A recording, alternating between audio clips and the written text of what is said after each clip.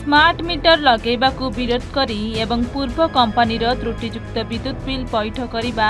जुलम को विरोध करी विद्युत उपभोक्ता मानकर विक्षोभ और विरोध। कटक जिला सालेपुर रे आज शताधिक विद्युत उपभोक्ता स्मार्ट मीटर को विरोध करने सह एही मीटर को कौनसी हालत रे न लगेबाकू दाबी करने सह पुराना विद्युत वितरक कंपनी समय रे थिबा त्रुटियुक्त बिल को पैठ करने एवं मार्च मास नाम होउथिबा जोर जबरदस्ती को विरोध करी शताधिक विद्युत उपभोक्ता सालेपुर विद्युत ग्रिड ऑफिस को आसी स्मार्ट मीटर देखाई प्रदर्शन करने सह डिविजन ऑफिस रे मध्य विरोध प्रदर्शन करथिले। यदि टाटा पावर सेमानकर दाबी न माने आगामी दिन में आंदोलन तीव्र हेबो बोली विद्युत उपभोक्ता माने संघर सभापति कहते। अन्यपटे एने विद्युत विभाग अधिकारी कौनसी प्रतिक्रिया मिल पारि नहीं। गोटे कॉमन कॉज साधारण लोक समस्या ने बहु कथा दाबी कर से कथा विचाराधीन अच्छी आम आवेदन करूँ कि तार प्रत्युत्तर आमको इलेक्ट्रिक विभाग कर्तृपक्ष मैंने दई ना किंतु गोटे मार्च मसरे बर्तमान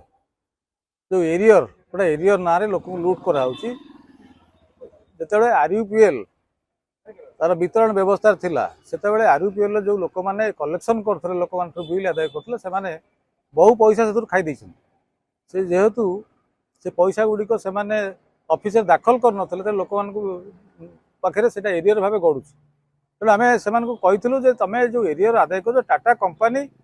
जी कंजप्शन लोक मैंने विद्युत व्यवहार कर पैसा आदाय कर से मनमानी करके जबरदस्ती जो पैसा थे एजेंट मैंने आदाय कर खाई से पैसा पुणी द्वितीय बार मैंने आदाय कर तेणु आज से विषय आम अवगत करने आसलु एवं गोटे जो स्मार्ट मीटर सहित आमर विभाग सहित आलोचना होता जो जो पुराना मीटर गुड़िक जो लोक मान घर परिवर्तन होची से जगार से डिजिटल मीटर देवे स्मार्ट मीटर लगेबे ना किंतु से माने लुचेई लोक विभिन्न प्रकार मिछ कथा कही लोक मान घरे पशि स्मार्ट मीटर लगे चलते से कथा को आम विरोध करूँ तार प्रतिवाद पे आम ये आसलु। आगामी दिन में साधारण लोक सालेपुर डिविजन में 1,10,000 लोकंर स्वार्थ संबलित कथा ये तेणु साधारण लोक स्वार्थ को बंचे रखा अपेक्षा आम समस्ते संघबद्ध भाव ता विरुद्ध काम करूँ।